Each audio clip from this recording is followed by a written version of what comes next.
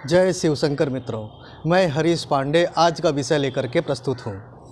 और मित्रों, आज का विषय जो है वो भी एक समस्या पर लेकर आया हूँ। कल मेरी वीडियो के संदर्भ में एक सज्जन ने कमेंट किया कि वे बहुत सारे उपाय कर कर हार चुके हैं, किंतु उनकी परिस्थिति में रत्ती मात्र भी बदलाव नहीं हुआ।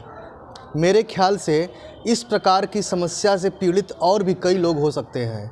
बहुत सारे उपाय कर लिए होंगे, तंत्र मंत्र कर लिए होंगे, जाप कर लिए होंगे, हवन कर लिए होंगे, दान कर लिए होंगे, लेकिन फिर भी वे अभी तक परेशान होंगे, उन्हें कोई परिणाम नहीं मिला होगा। ठीक है, तो इस प्रकार की सिचुएशन का मैं समाधान लेकर के आया हूँ।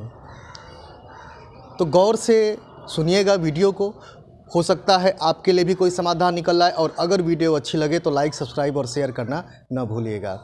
देखिए, सबसे पहली बात जान लीजिए आप कि अगर आपका किया हुआ प्रयास यूं ही व्यर्थ चला जा रहा है, आपको कोई परिणाम नहीं दिख रहे हैं, तो इसके पीछे दो कारण हो सकते हैं, केवल दो कारण।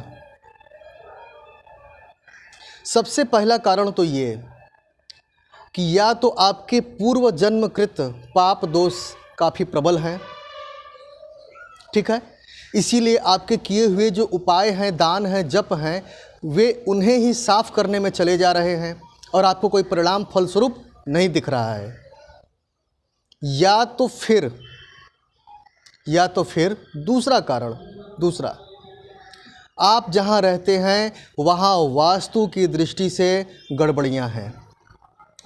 मित्रों, ऐसा भी होता है, हम न जाने क्या क्या समझ कर उपाय करते चले जाते हैं और जड़ में प्रॉब्लम होती है कुछ और वो क्या होती है? वास्तु दोष। वास्तु दोष होने पर भी व्यक्ति के लिए बर्बादी के द्वार खुल जाते हैं, उसकी उन्नति प्रगति के द्वार एकदम बंद हो जाते हैं और वो कितना भी हाथ पांव मार ले, प्रयास कर ले, उपाय कर ले, लेकिन कोई परिणाम नहीं मिलते हैं। दिन ब दिन रोग शोक बढ़ता जाता है, आमदनी से ज़्यादा खर्च बढ़ता चला जाता है, एक दिन आमदनी भी बंद हो जाती है, अकाल मृत्यु तक जैसी घटनाएं हो जाती हैं वास्तु के दोष के कारण। बहुत बड़ा इफेक्ट पड़ता है वास्तु दोष का। तो चलिए हम दोनों कारणों के निवारण पर बात करते हैं और विस्तृत बात करते हैं।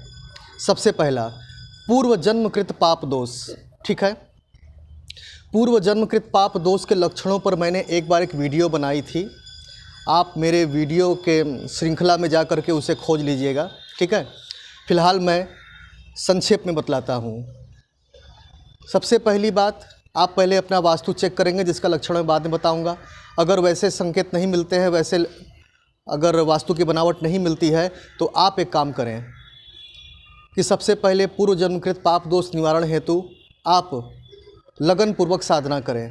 क्या करना है आपको? या तो आप गायत्री मंत्र की साधना करें, प्रतिदिन 11 माला, कम से कम 11 माला प्रतिदिन, 6 महीने लगातार, तब जा कर के आपको कोई सटीक परिणाम दिखेगा। ये बिल्कुल अनुभव से बोल रहा हूँ मैंने भी एक समय गायत्री मंत्र की साधना की थी, लघु साधना ही की थी। प्रतिदिन मैं भी 10 माला ही किया करता था। मुझे तो कुछ ही रोज़ बाद बड़े ही अद्भुत परिणाम दिखने शुरू हो गए।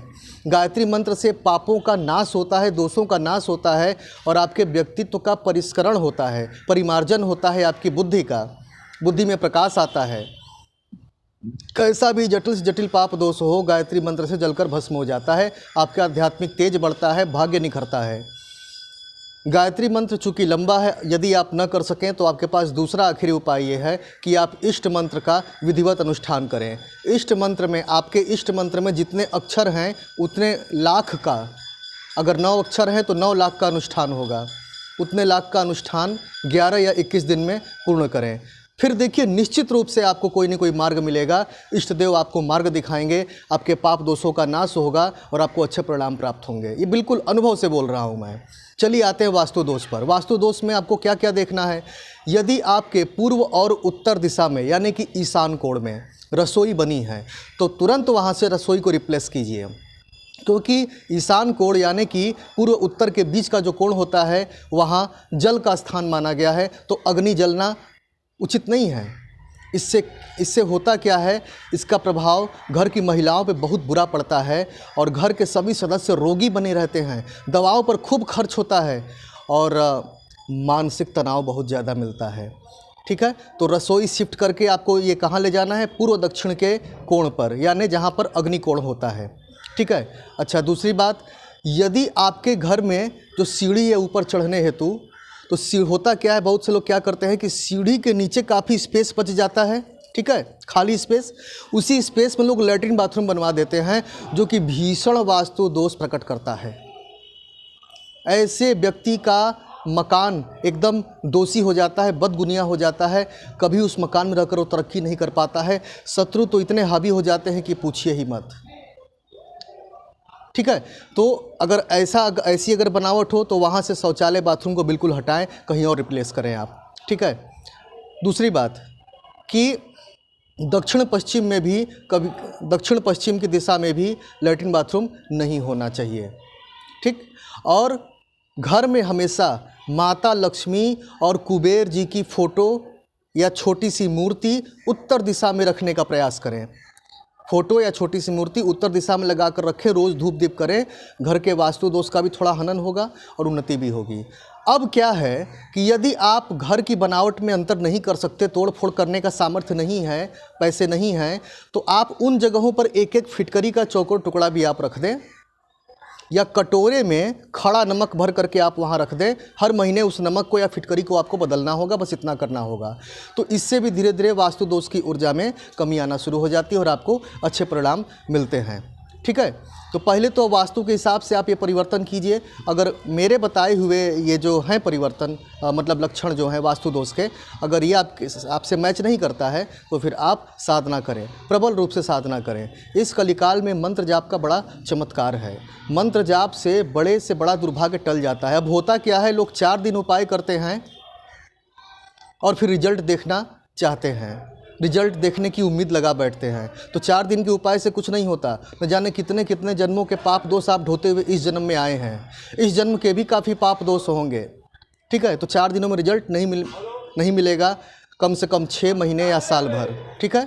तो आप लगे और लगने के बाद मुझे कमेंट करके ज़रूर बताएं, और वीडियो कैसी लगी मुझे ज़रूर कमेंट करें। और अगर कोई जिज्ञासा हो, समस्या हो, तो आप बेहिचक कमेंट बॉक्स में लिख दिया करें, मैं उस पर निश्चित रूप से कभी न कभी वीडियो बनाकर डाल दूंगा, ठीक है।